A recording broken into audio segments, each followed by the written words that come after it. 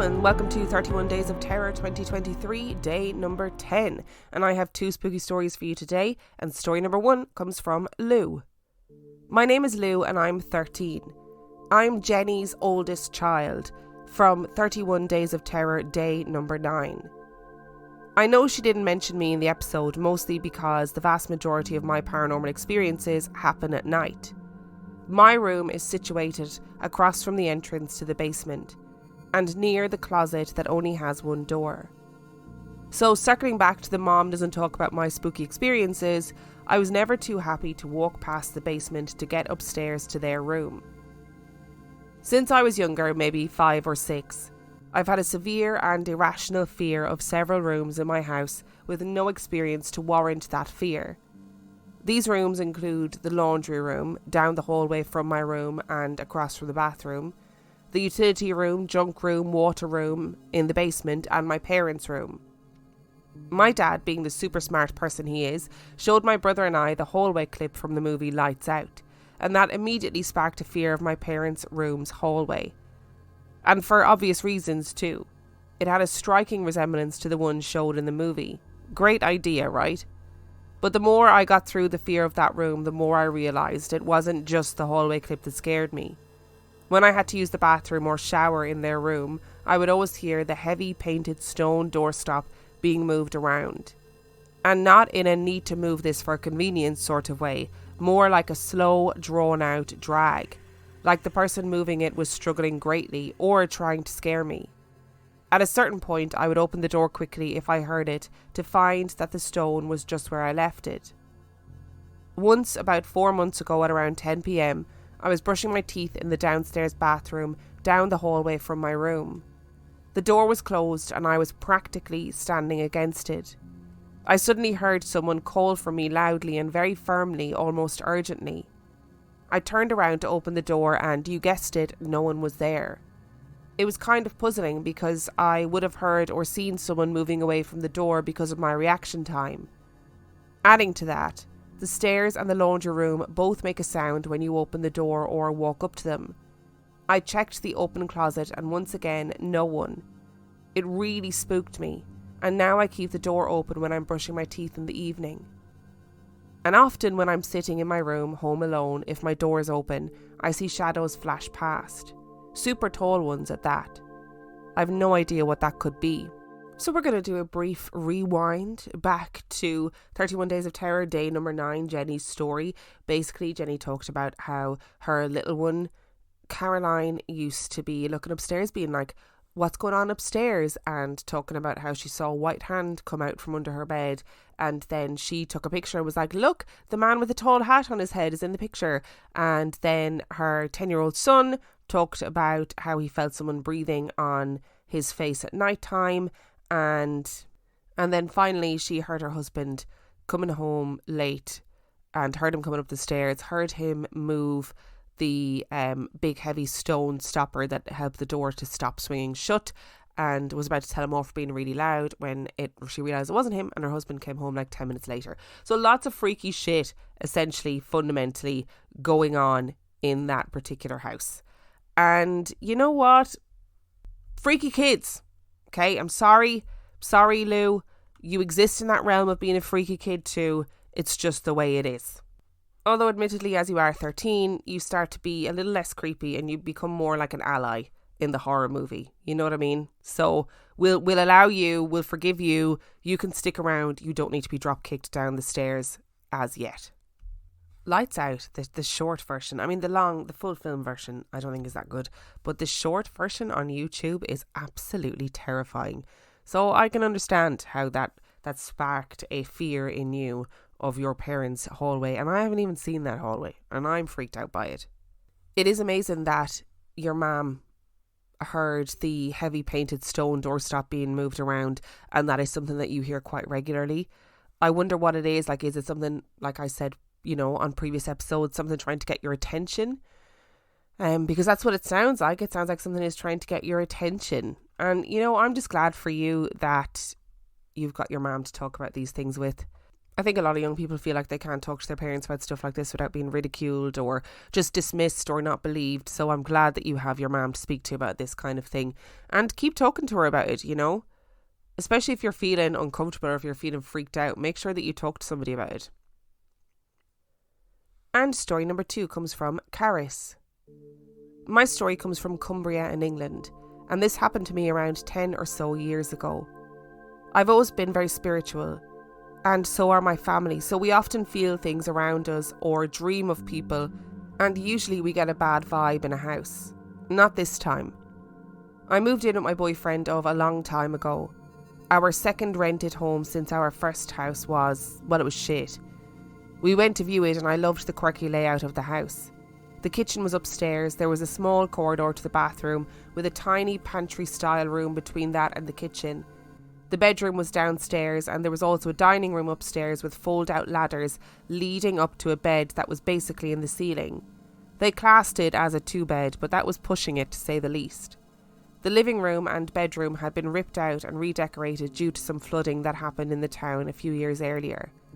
I didn't get any feelings about the house. We were only there about 10 minutes and pretty desperate, so all I wanted to see was if it was better than the house we currently lived in, so we took it. It wasn't long until we moved in with our 2 cats, and the first few nights I stayed there alone because my then partner was away on a trip. My brother came to stay with me because earlier that day I had a man try to get into the house. He was very much living, and I didn't want to stay there alone.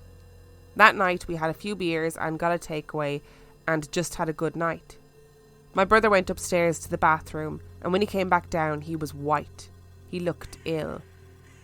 I asked him what was wrong and he said there was a man in the kitchen and he didn't want to go past him to get to the bathroom.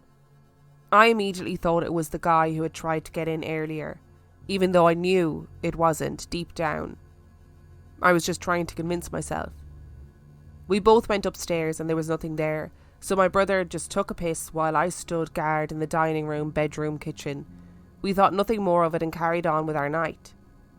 When it came time to go to bed, my brother said he really didn't want to go upstairs alone, so we both stayed together downstairs in my room. The downstairs bedroom was directly below the kitchen. That night, when we went to bed, we heard chairs being dragged around the room, cupboards slamming shut, cups being dragged along the counter. We just said, it was the wind, and both stared at the ceiling, not sleeping until the morning. We went upstairs and sure enough my cupboards had been pulled out and the chairs in the kitchen were flung around the room. I mentioned my cats moved in with us earlier, and I forgot to mention that these 2 would not go upstairs. That first night they just sat on the stairs hissing up at the door. I should have moved out there and then, but I stayed. Around a week later my then boyfriend came back home and I didn't mention anything to him. He never believed in that kind of thing, so there was no point anyway. He would have just taken the piss and went to bed. Gradually things picked back up and it wasn't long before family and friends that visited heard things too. My friend Amy came to get ready for Halloween one year and I let her use the room upstairs to get dressed and do her makeup, etc. About 45 minutes into getting ready she came downstairs and went, "You're not funny, you know." So I was a bit confused because 1, I'm hilarious, and 2, I didn't know what she was on about. I asked her what she meant and she said that she could hear me running up and down the kitchen, dragging a glass along the worktops while she was in the bathroom trying to get ready, and that I was trying to freak her out. I told her that I hadn't set foot upstairs. I'd been downstairs the entire time, and she just ran out of my house, white as a sheet, and said she wasn't coming back in. She stayed outside until I got ready and she never stepped foot in it again. I don't blame her now. Again, I should have left, but I stayed. There were so many things happening in that house, so much bad energy, that it's hard to put it into one email. So there's a few things that I will leave out. All the while in that house though, my cats would never go upstairs. It was crazy. Fast forward a month, and me and my boyfriend were having a stupid drunken argument. I mentioned the ghost that we had in the house when I was a few gins in, which was met with the hostility I expected. I explained that I thought it was coming from upstairs, as that was the only part of the house that wasn't refurbished during the floods and it just seemed old. At that, the door at the top of the stairs swung open, and I mean almost off its hinges. This door, by the way, was heavy, and it had never done that before. My boyfriend got up, went to the bottom of the stairs and shouted in his drunken stupor, "Is that all you fucking got?" And that is where the shit hit the fan.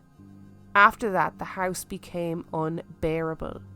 One night I fell asleep on the sofa after not being able to sleep for a few nights, and I woke up to someone breathing over me, very, very heavily. I could feel the warmth from their breath. It was almost burning. I would see someone in the corner of our bedroom each night by the door. It glowed red as though it wanted me to know it was there. It wasn't human, I can tell you that. This thing was like 7 foot tall. Its arms were long, like floor length. I could make out its long fingers. It looked like a typical demon from a horror movie set. Whatever this thing was, it had been invited downstairs by my hero boyfriend, and it felt like it was doing everything to get us out. We would hear breathing and growling coming down the stairs, then my cats hissing into the air. The door would swing open violently in the middle of the night. I would hear footsteps running in the kitchen, knocking in threes all around the house. The cupboards would open when I was in the kitchen alone cooking. Things would go missing and I would find them in places I just couldn't explain. Often, myself and my boyfriend would just go for walks until the early hours of the morning, just so we didn't have to stay in the house, and then we could go to work absolutely knackered. Looking back, it seems stupid now, but we didn't have anywhere else to go.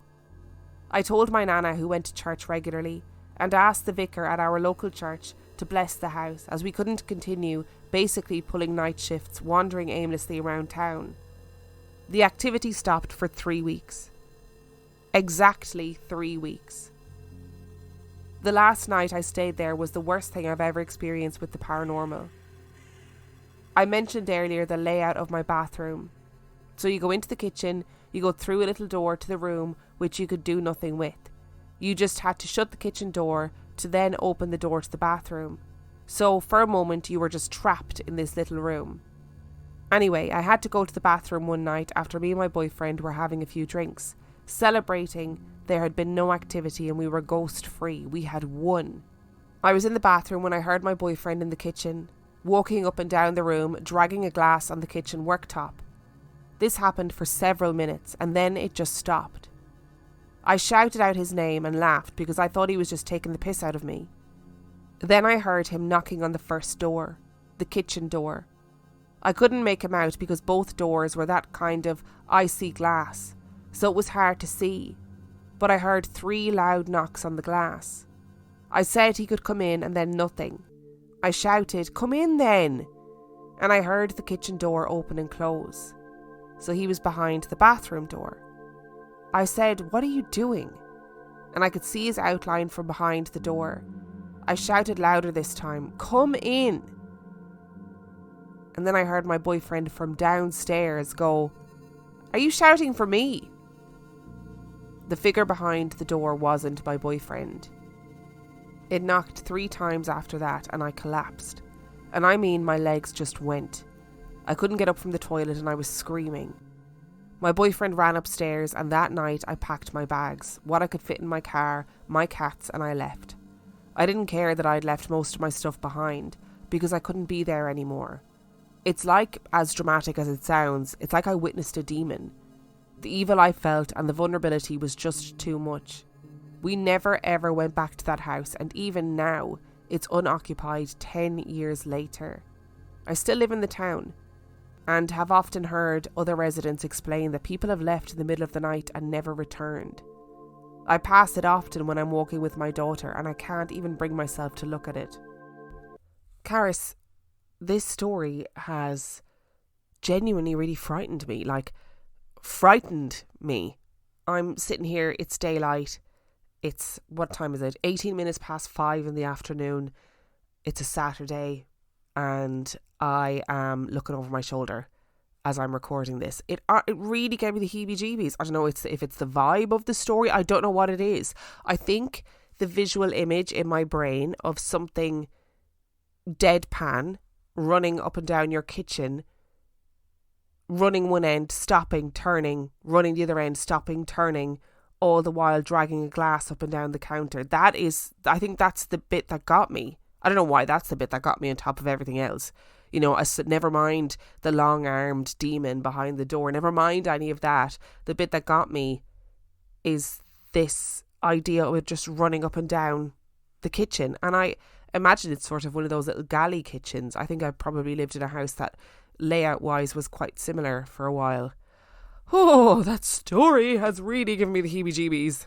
Whatever was in that house clearly seemed to be responsive to you guys. Like, you know, when your boyfriend drunkenly was like, is that all you've got? Whatever. And it, you know, slams the door and responds to your boyfriend. And I would have gone too. You know, if I am sitting on that toilet and I'm like, come in, you gobshite, stop knocking at the door. And there is a shadow in that small room, and you realise it's not your boyfriend, that he's downstairs this whole time. Oh my God. No wonder nobody's ever managed to live in the bloody house. That was a great story. Loved it. Thank you so much for listening to today's episode. Thank you to Lu and Carys for sending in your stories. I suppose I probably should apologise for my voice being sort of bunged up and croaky and hoarse and whatever. I have COVID. I'm otherwise fine, but you can hear it in my voice. And hopefully, you know, it's getting better day by day. So hopefully at some point these episodes will stop sounding like I'm reading them out underwater. Thank you so much for listening. If you would like to send in your story, you can do so by emailing it to reallifeghoststoriespodcast@gmail.com. You can also check out the website reallifeghoststoriespodcast.com.